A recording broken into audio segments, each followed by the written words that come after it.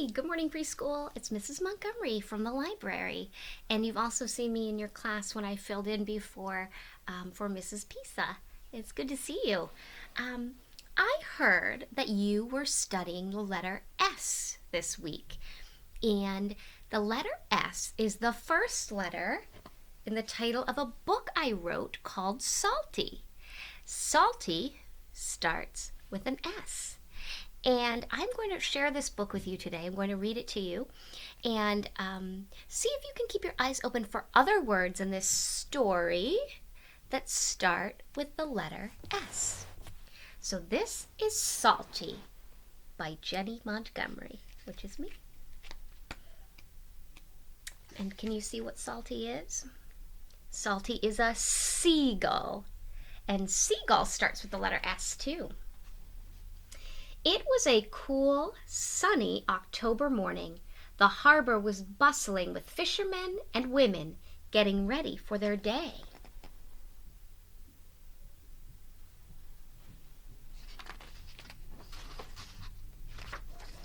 Bait boxes were being dragged from trucks to the dock. Boat motors were being started, and traps were being loaded onto boats. Seagulls zoomed overhead, looking for their meals. A young seagull named Salty watched as the other gulls stole fish out of bait boxes and grabbed clams off the sandy shoreline. The noise and excitement of the harbor were just too much for him. It was not the place he wanted to catch a meal. See, it's a little noisy for him. He flew past the crowds of people working on the docks and the gulls soaring through the air. A flash of yellow caught his eye. It was the brightest lobster boat he had ever seen. It shined like the sun as it headed out to sea. Quickly, Salty flew off behind it, and this is Salty in the back, flying after the boat. He followed at a distance for a while. Once the boat left the harbor behind and entered the deep ocean water, he decided to land on the railing. There he is. At first, the fishermen on board shooed Salty away. He didn't need any pesky seagulls trying to steal his bait away for a meal. But Salty didn't want to fly away. He loved the yellow color of the boat, the smell of the fish, and the soft humming of the fishermen as he worked. So the fisherman saying, "Shoo, go away," because he doesn't want the seagull to eat his fish, right? He circled around a few times before trying to land on the boat again. This time the fisherman let Salty stay. Salty looked on as the man quickly found his orange and black striped buoys and pulled up his trap. These are the buoys.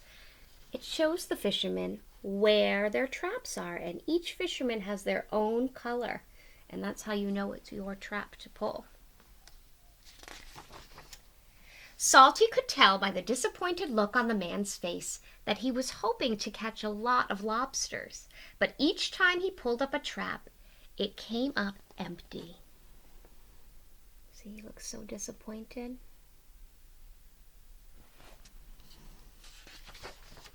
After hours of pulling up empty traps, the man took out his lunch. He shared his sandwich crust and a few potato chips with Salty.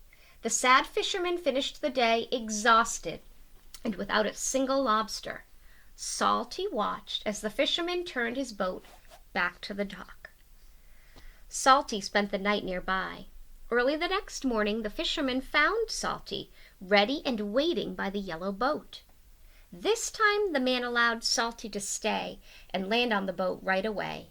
They rowed off together with the bright early morning sun shining off the water. There he is, sharing his food with Salty. There's the boat. The man pulled a few empty traps and looked discouraged as he shared half a cinnamon sugar donut with Salty. He pulled a few more, but still no lobsters. Salty knew that the fisherman needed to catch lobsters. Catching lobsters was the fisherman's job. If he couldn't find lobsters, he couldn't make the money he needed to buy food for his family. So some people like to go fishing where we live on the south shore. Both words start with S. They like to go fishing for fun, but some people fish because that's their job. Just like someone might be a teacher or a doctor, and that's how they make money for their families. Some fishermen work catching fish as their job, so this is important for this man to catch them. Salty knew that he wanted to help the man. This man was becoming his friend after all. His bird instincts were telling him where the lobsters were. He just had to find a way to tell the man where he should set his traps to catch them. There they are, sharing a donut. And there are some lobsters.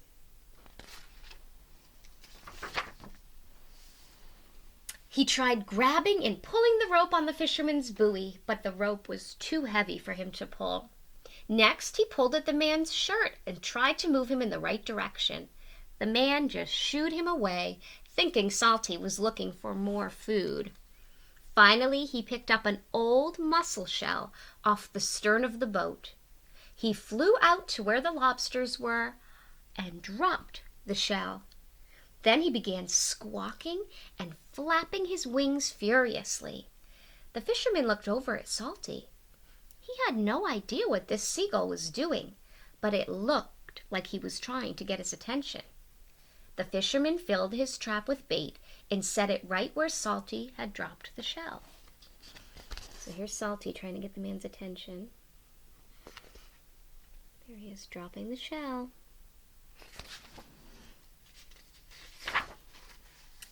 Salty was pleased. The man was catching on.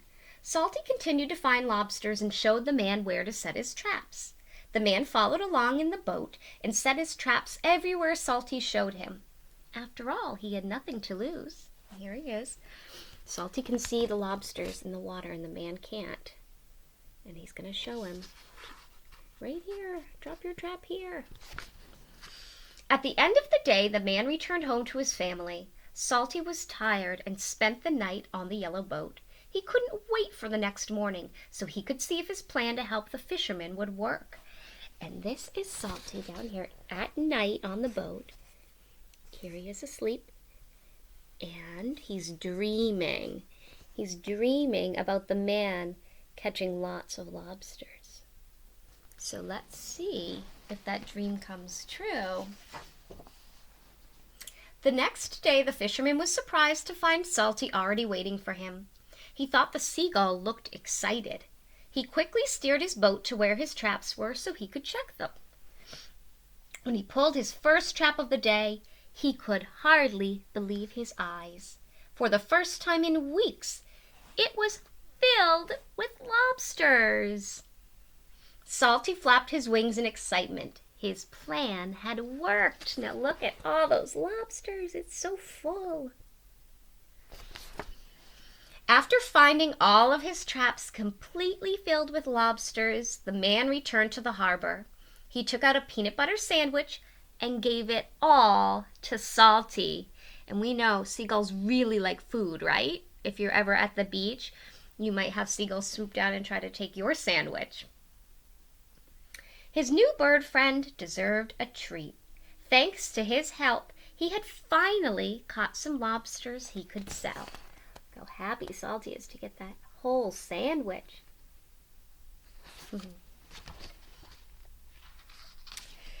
Every day after that, the fisherman and Salty worked as a team. Salty would show the man where to set his traps, and the man would catch plenty of lobsters. Salty was always rewarded with food, and the best reward of all, friendship.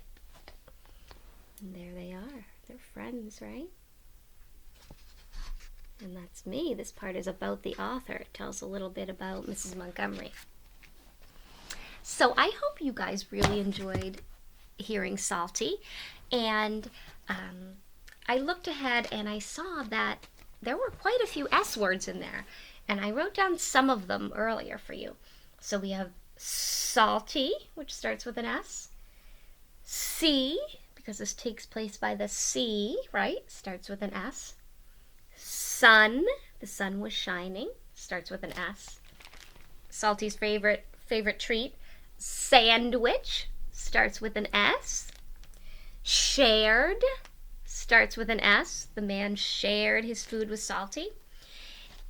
And here's letter S. Big S, little s, uppercase, lowercase. And did you know, let me find this, that if you just have paper laying around at home, mom or dad or brother or sister could make S's for you, and you can trace them. And you can just trace them with a pencil. But if you have some of these pieces of plastic that you can put in a binder just laying around your house, you can use a dry erase marker, and you can trace and erase and trace and erase and trace and erase. So S, you start at the dot. S goes up and back and on the track. Okay, watch again. You go up and back and on the track. Tracing is so fun, and it really helps you remember how to make the letters. And you know, these letters always start at the top. So we're not going to start at the bottom. We're going to go way up to the top. And we're going to go up and back and stay on the track. Did you know you don't even need a marker or a pencil? You can just trace with your finger. And even if you don't have it written down, did you know that you can just trace in the sky with your finger too? I like to call this sky writing. I can make an S with my finger. See? Uppercase, lowercase. Well, I hope you guys have a great day, preschool, and I hope I get to see you guys again soon. And have fun with the letter S.